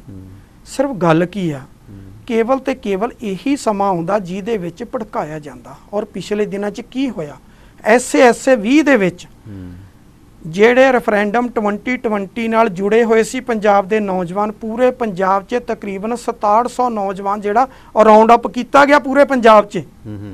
ਰਾਉਂਡ ਉਹਦਾ ਕਰਨ ਦਾ ਰੀਜ਼ਨ ਕੀ ਸੀ, ਜਿਹੜੀਆਂ ਭੜਕਾਊ ਤਕਰੀਰਾਂ ਸੀ ਉਹ ਸੀਗੀਆਂ, ਉਹ ਰਾਉਂਡ ਅਪ ਕਰ ਲਿਆ ਗਿਆ। ਰਾਉਂਡ ਅਪ ਕਰਨ ਤੋਂ ਬਾਅਦ ਕੀ ਹੋਇਆ, ਇੱਕ ਕੰਮ ਤਾਂ ਚੰਗਾ ਕੀਤਾ ਪੰਜਾਬ ਪੁਲਿਸ ਨੇ, ਪਹਿਲੀ ਵਾਰੀ ਪ੍ਰਸ਼ੰਸਾ ਕਰਨ ਲੱਗਿਆ ਜ਼ਿੰਦਗੀ ਦੇ ਵਿੱਚ ਕਿ ਇਹਨਾਂ ਨੇ ਉਹ ਚੰਗਾ ਕੀਤਾ ਕਿ ਉਹ ਸਾਰਿਆਂ ਨੂੰ ਛੱਡ ਦਿੱਤਾ, ਵਾਰਨਿੰਗ ਦੇ ਕੇ ਛੱਡ ਦਿੱਤਾ। ਇਹ ਕੰਮ ਉਹਨਾਂ ਨੇ ਚੰਗਾ ਕੀਤਾ। ਤਕਰੀਬਨ 6700 ਦੇ ਲਗਭਗ ਸੀ ਪੂਰੇ ਪੰਜਾਬ 'ਚ। ਵਾਰਨਿੰਗ ਵੀ ਬੜੀ ਸਖਤ ਸੀ, ਸ਼ਰਤਾਂ ਵਾਲੀ ਸੀ। ਚਲੋ ਤੁਹਾਡਾ ਕੈਰੀਅਰ ਖਰਾਬ ਕਰਦੀ ਹੈ ਜਾਂ ਸੁਧਰਦੇ ਹੋ, ਹਾਂ ਉਹ ਲੇਕਿਨ ਛੱਡ ਦਿੱਤੇ। ਮੈਂ ਪਹਿਲੀ ਵਾਰੀ ਮੇਰੇ ਮੂੰਹ 'ਚੋਂ ਇਹਨਾਂ ਦੀ ਪ੍ਰਸ਼ੰਸਾ ਨਿਕਲ ਰਹੀ ਹੈ ਵੀ ਚਲੋ ਉਹਨਾਂ ਦਾ ਫਿਊਚਰ ਖਰਾਬ ਨਹੀਂ ਕੀਤਾ। ਪਰ ਟਵਾਣਾ ਸਾਹਿਬ ਇਲੈਕਸ਼ਨ ਨਹੀਂ ਸੀ ਨਾ, ਕੋਈ ਕੈਸ਼ ਨਹੀਂ ਸੀ। ਹਾਂ, ਪਰ ਉਹਦਾ ਨੈਗੇਟਿਵ ਫੈਕਟ ਕੀ ਪਿਆ ਕਿ ਉਹਦੇ ਵਿੱਚੋਂ ਤਕਰੀਬਨ 43-4400 ਨੌਜਵਾਨ ਜਿਹੜਾ ਉਹਨੇ ਆਉਂਦੇ ਨਹੀਂ, ਉਹਨੇ ਤੇ ਉਹਦੇ ਘਰਦਿਆਂ ਨੇ ਉਹਨਾਂ ਦੇ ਕੇਸ ਕਤਲ ਕਰਵਾਤੇ। ਜਿਹੜੇ ਸਿੱਖੀ ਦਾ ਪ੍ਰਚਾਰ ਕਰ ਰਹੇ, ਸਿੱਖੀ ਦਾ ਤੁਸੀਂ ਖੁਦ ਤੋੜੀ ਆ। ਤੁਸੀਂ ਪਹਿਲਾਂ ਨੌਜਵਾਨਾਂ ਨੂੰ ਭੜਕਾਇਆ, ਜਦੋਂ ਰਾਉਂਡ ਅਪ ਹੋਏ ਉਹਦੇ ਬਾਅਦ ਆਉਂਦਿਆਂ ਨੇ ਉਹਨਾਂ ਨੇ ਉਸ ਤਰ੍ਹਾਂ ਫੇਰ ਤੇ ਉਹਨਾਂ ਕਿਹਾ ਨਾ ਪੁੱਤ ਆਪਾਂ ਖਾਲਿਸਤਾਨ ਤੋਂ ਕੀ ਲੈਣਾ, ਛੱਡ ਤੂੰ ਕਾਕਾ, ਤੈਨੂੰ ਤਾਂ ਅਸੀਂ ਬਾਹਰ ਕੱਢਦੇ ਆ, ਤੂੰ ਪੜ, ਇੱਧਰ ਚੱਲ ਉੱਧਰ ਚੱਲ। ਮਾਵਾਂ ਨੇ ਆਪਦੇ ਪੁੱਤ ਲੁਕਾਉਣ ਦੀ ਕੋਸ਼ਿਸ਼ ਕੀਤੀ। ਉਹ ਜਿਹੜਾ ਘਾਟਾ ਪਿਆ ਉਹਦੇ ਜ਼ਿੰਮੇਵਾਰ ਇਹ ਨੇ। ਇਹ ਲੋਕਾਂ ਨੇ ਕੀ ਕੀਤਾ ਕਿ ਕੋਈ ਜਰਨਲਿਜ਼ਮ ਪੜ੍ਹੀ ਨਹੀਂ, ਪਤਾ ਨਹੀਂ ਜਰਨਲਿਜ਼ਮ ਕੀ ਆ। ਜਰਨਲਿਜ਼ਮ ਦਾ ਤਾਂ ਅੱਜ ਦਾ ਹਾਲਤ ਇਹ ਐਂਕਰਾਂ ਦੀ ਬਣੀ ਹੋਈ ਹੈ। ਟਵਾਣਾ ਸਾਹਿਬ ਆ ਜਿੱਦਣ ਤੋਂ ਲਾਕਡਾਊਨ ਹੋਇਆ ਸੀਗਾ, ਮੈਂ ਦੇਖਦਾ ਸੀਗਾ ਸਬਜ਼ੀ ਮੰਡੀ 'ਚੋਂ ਪਹਿਲਾਂ ਯੂਪੀ ਵਾਲੇ ਭਈਏ ਜਿਹੜੇ ਸੀਗੇ, ਉਹੀ ਬਿਹਾਰ ਵਾਲੇ, ਉਹ ਸਬਜ਼ੀ ਵੇਚਦੇ ਸੀਗੇ ਆ ਕੇ ਜਾਂ ਲੋਕ ਜਾ ਕੇ ਜਿਹੜੀਆਂ ਫੜੀਆਂ ਰੇੜੀਆਂ ਲੱਗਦੀਆਂ ਸੀ ਉੱਥੋਂ ਲੈ ਆਉਂਦੇ ਸੀ। ਮੈਂ ਜਿਹੜੇ ਲੋਕ ਰੌਲਾ ਲਾਉਂਦੇ ਸੀ ਪਾੜ ਦੀਆਂ ਪਾੜ ਬੰਦ ਹੋ ਗਏ, ਮੈਂ ਉਹਨਾਂ ਨੂੰ ਸਬਜ਼ੀ ਵੇਚਦੇ ਦੇਖਿਆ। ਮੈਂ ਕਥਾਵਾਚਕਾਂ ਨੂੰ ਸਬਜ਼ੀ ਵੇਚਦੇ ਦੇਖਿਆ। ਜਿਹੜੀ ਮਠਿਆਈ ਦੀ ਦੁਕਾਨ ਸੀ ਉਹਨੂੰ ਸਬਜ਼ੀ ਵੇਚਦੇ ਦੇਖਿਆ। ਆਟੋ ਵਾਲੇ ਦਾ ਆਟੋ ਬੰਦ ਹੋਇਆ, ਉਹ ਸਬਜ਼ੀ ਵੇਚਣ ਲੱਗ ਗਿਆ। ਰਿਕਸ਼ੇ ਵਾਲਾ ਸਬਜ਼ੀ ਵੇਚਣ ਲੱਗ ਗਿਆ। ਇੱਥੋਂ ਤੱਕ ਕੱਪੜੇ ਦੀ ਦੁਕਾਨ ਵਾਲਾ ਉਹ ਵੀ ਵੇਚਣ ਲੱਗ ਗਿਆ। ਉਹੀ ਹਾਲਤ ਇੱਥੇ ਬਣ ਗਈ। ਜਿਹਨੂੰ ਕਿਤੇ ਥਾਂ ਨਹੀਂ ਮਿਲਿਆ ਉਹ ਕਹਿੰਦਾ ਚੱਲ ਐਂਕਰ ਬਣ, ਚੱਲ ਐਂਕਰ ਬਣ ਜਾ, ਇਹਦੇ ਤਾਂ ਸੋਹਣੀਆਂ ਕਥਾਵਾਚਕ ਬਣ ਜਾ। ਹਾਂ, ਹੁਣ ਇੱਥੇ ਕੀ ਆ, ਐਂਕਰ ਬਣ ਗਿਆ। ਐਂਕਰ ਬਣ ਕੇ ਕੀ ਆ ਕਿ ਲੋਕਾਂ ਨੂੰ ਨਹੀਂ ਪਤਾ ਐਂਕਰ ਕੀ ਆ। ਐਂਕਰ ਦੀ ਰੋਟੀਆਂ ਚੱਲ ਰਹੀਆਂ ਨੇ ਭਾਈ। ਐਂਕਰ ਜਿਹੜਾ ਬਣਿਆ, ਜੇ ਤਾਂ ਉਹਦਾ YouTube ਤੇ ਹਿੱਟ ਹੁੰਦਾ, ਜੇ ਉਹ YouTube ਤੇ ਬੈਠਾ ਵਾ ਤੇ ਉਹਨੂੰ ਉੱਥੋਂ ਪੈਸੇ ਮਿਲਦੇ ਆ। ਜੇ ਉਹ ਕਿਸੇ ਚੈਨਲ ਨਾਲ ਸੰਬੰਧਿਤ ਬੈਠਾ ਉਹਨੂੰ ਉੱਥੋਂ ਮਿਲਦੇ ਆ। ਭੋਲੇ ਭਾਲੇ ਨੌਜਵਾਨ ਜਿਹੜੇ ਉਹ ਵਿਚਾਰੇ ਰਗੜੇ ਗਏ। ਦੇਖੋ ਧਰਮ ਦਾ ਨੁਕਸਾਨ ਹੋਇਆ, ਸਿੱਖੀ ਤੇ ਵਾਰ ਹੋਇਆ, ਗੁੱਸਾ ਆਉਣਾ ਲਾਜ਼ਮ ਹੈ। ਉਹਨੂੰ ਕੈਸ਼ ਕਰ ਰਹੇ ਨੇ ਸੈਂਸੇਸ਼ਨਲ ਭੜਕਾਊ ਟਾਈਟਲ ਪਾ ਕੇ ਜਾਂ ਮੂਵਮੈਂਟ ਨਾਲ ਜੁੜੇ ਕੁਝ ਅਜਿਹੇ ਲੋਕ ਪੇਸ਼ ਕੀਤੇ ਜਾਂਦੇ ਨੇ ਜਿਹੜੇ ਸ਼ਾਇਦ ਕ੍ਰੋਸ ਸੀਗੇ, ਕੋਈ ਆਈਵੀ ਨਾਲ ਸੀ, ਕੋਈ ਰਾਹ ਨਾਲ ਸੀ, ਕੋਈ ਕਿਸੇ ਨਾਲ ਸੀ। ਉਹਨਾਂ ਨੂੰ ਮਤਲਬ ਰੌਚਕ ਕਹਾਣੀਆਂ ਕਾਫੀ ਟਵਾਣਾ ਸਾਹਿਬ ਇੱਦਾਂ ਵਾ ਕਿ ਦੇਖੋ ਜਿੱਥੋਂ ਤੱਕ ਇੰਟੈਲੀਜੈਂਸ ਦੇ ਹੱਥ ਆ ਬੜੇ ਲੰਬੇ ਆ। ਇੱਕ ਯੂਥ ਉਹ ਸੀਗਾ ਕਿ ਜਿਹੜਾ ਉਸ ਵੇਲੇ ਜਦੋਂ ਆਪਾਂ ਪੜ੍ਹਦੇ ਸੀ, ਜਦੋਂ ਆਪਾਂ ਇਹ ਸਾਰਾ ਕੁਝ ਅੱਖੀ ਦੇਖਿਆ, ਜਿਹੜੇ ਇਹ ਸਿਸਟਮ ਤੋਂ ਦੁਖੀ ਹੋ ਕੇ, ਇੱਕ ਪੁਲਿਸ ਦੇ ਤੋਂ ਦੁੱਖ ਤੋਂ ਦੁਖੀ ਹੋ ਕੇ ਘਰਦਿਆਂ ਨੇ ਜਿੱਦਾਂ ਮਰਜ਼ੀ ਏਜੰਟ ਫੜਿਆ ਬਾਹਰ ਕੱਢ ਦਿੱਤਾ। ਇੱਕ ਉਹ ਚਲੇ ਗਏ, ਇੱਕ ਉਹ ਵੀ ਗਏ ਜਿਨ੍ਹਾਂ ਨੂੰ ਏਜੰਸੀਆਂ ਨੇ ਕੱਢਿਆ। ਹੁਣ ਤੁਸੀਂ ਦੇਖੋ ਫੋਰਨ ਦੇ ਵਿੱਚ ਕਿਤੇ ਕੁਛ ਵੀ ਉੱਥੇ ਇਹਨਾਂ ਦੀ ਮੀਟਿੰਗ ਹੋਵੇ, ਕੁਛ ਹੋਵੇ, ਇੰਟੈਲੀਜੈਂਸ ਨੂੰ ਨਿਊਜ਼ ਪਹਿਲਾਂ ਹੁੰਦੀ ਆ। ਉਹਦਾ ਰੀਜ਼ਨ ਕੀ ਆ ਕਿ ਉਹਨਾਂ ਦੇ ਬੰਦੇ ਵਿੱਚ ਬੈਠੇ ਨੇ, ਬੈਠੇ ਉਹ ਨਾਲ ਦੀ ਨਾਲ ਆਉਂਦੀ ਆ। ਉਹਦੇ ਬਾਅਦ ਸਟੱਡੀ ਵਾਲਾ ਜਿਹੜੀ ਸੀ ਉਹ ਫੌਜ ਚਲੀ ਗਈ। ਮਤਲਬ ਇੰਟੈਲੀਜੈਂਸ ਜਿਹੜੀ ਆ ਉਹ ਆਪਣੇ ਇੰਨੇ ਕੋ ਪੈਰ ਜਮਾ ਚੁੱਕੀ ਆ। ਔਰ ਜਿਹੜਾ ਮੈਂ ਤੁਹਾਨੂੰ ਇਹ ਅੰਕੜਾ ਦਿੱਤਾ 2020 ਦਾ, ਇਸ ਅੰਕੜੇ ਨੇ ਜਿੰਨਾ ਸਿੱਖਾਂ ਦਾ ਨੁਕਸਾਨ ਕਰਵਾਇਆ, ਇਸ ਤੋਂ ਵੱਡਾ ਨੁਕਸਾਨ ਨਹੀਂ ਹੋਣਾ। ਪਹਿਲੀ ਗੱਲ ਤਾਂ ਸਿੱਖ ਉਸ ਵੇਲੇ ਹੀ ਜਦੋਂ ਪੁਲਿਸ ਦਾ ਤਸ਼ੱਦਦ ਵਧਿਆ, ਸਾਰਿਆਂ ਨੇ ਆਪਾਂ ਨੂੰ ਪਤਾ ਵੀ ਕੇਸ ਕਤਲ ਕਰਵਾ ਦਿੱਤੇ। ਠੀਕ ਆ, ਉਹਨਾਂ ਕਿਹਾ ਵੀ ਸਾਡੀ ਜਾਨ ਬਚੇ, ਛੱਡੋ। ਪਹਿਲਾਂ ਕੇਸਰੀ ਪੱਗਾਂ ਦੀ ਗੱਲ ਚੱਲੀ 1984 ਦੇ ਵਿੱਚ ਆਪਰੇਸ਼ਨ ਬਲੂ ਸਟਾਰ ਤੋਂ ਬਾਅਦ ਕੇਸਰੀ ਦਸਤਾਰਾਂ ਉਤਰੀਆਂ, ਉਹਦੇ ਬਾਅਦ ਕੇਸ ਵੀ ਉਤਰ ਗਿਆ, ਸਾਰਾ ਕੁਝ ਹੀ ਉਤਰ ਗਿਆ ਵੀ ਸਾਡੀ ਜਾਨ ਬਚਣੀ ਚਾਹੀਦੀ ਹੈ।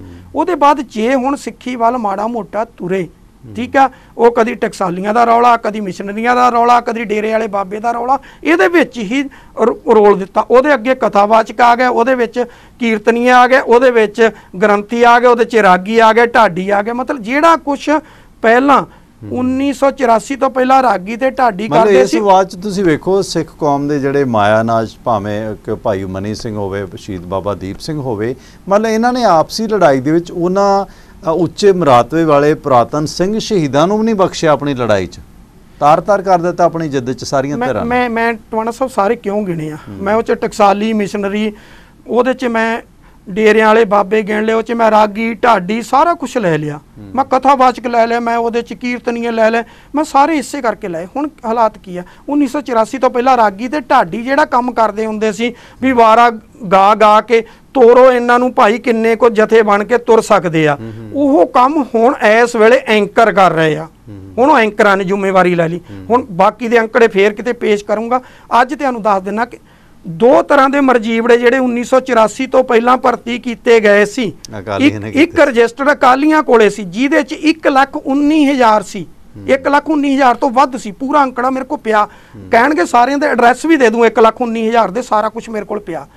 ਦੂਸਰਾ ਸੀਗਾ ਜਿਹੜੇ ਕਹਿੰਦੇ ਸੀ ਅਸੀਂ ਅਕਾਲੀਆਂ ਵਾਲਿਆਂ 'ਚ ਨਹੀਂ ਜਾਣਾ, ਅਸੀਂ ਸੰਤਾਂ ਵਾਲਿਆਂ 'ਚ ਜਾਣਾ, ਉਹ 37,000 ਤੋਂ ਕੁਝ ਜ਼ਿਆਦਾ ਸੀਗੇ। ਪਰ ਇਹ ਮਰਜੀਵੜੇ ਹੁਣ ਮਾਇਆਧਾਰੀ ਨੇ। ਮੈਂ ਉਹੀ ਗਿਣਨ ਲੱਗਾ ਮੌਜਾਂ ਕਰਦੇ ਮਤਲਬ ਕੁੱਲ ਜਦੋਂ ਮੈਂ ਉਹਨੂੰ ਸਾਰੇ ਨੂੰ ਕੈਲਕੂਲੇਟ ਕੀਤਾ, ਸਾਰੇ ਨੂੰ ਗਿਣਿਆ ਮਿੱਥਿਆ, ਮੈਂ ਕਿਹਾ ਯਾਰ ਇਹਦੇ ਚੋਂ ਤਾਂ ਸਿਰਫ 19 ਜਣੇ ਸ਼ਹੀਦ ਹੋਏ ਆ, ਉਹ ਵੀ ਜਿਹੜੇ ਸੰਤ ਜਰਨੈਲ ਸਿੰਘ ਭਿੰਡਰਾਂ ਵਾਲੇ ਰਜਿਸਟਰ ਵਾਲੇ ਸੀਗੇ ਉਹਦੇ ਚੋਂ।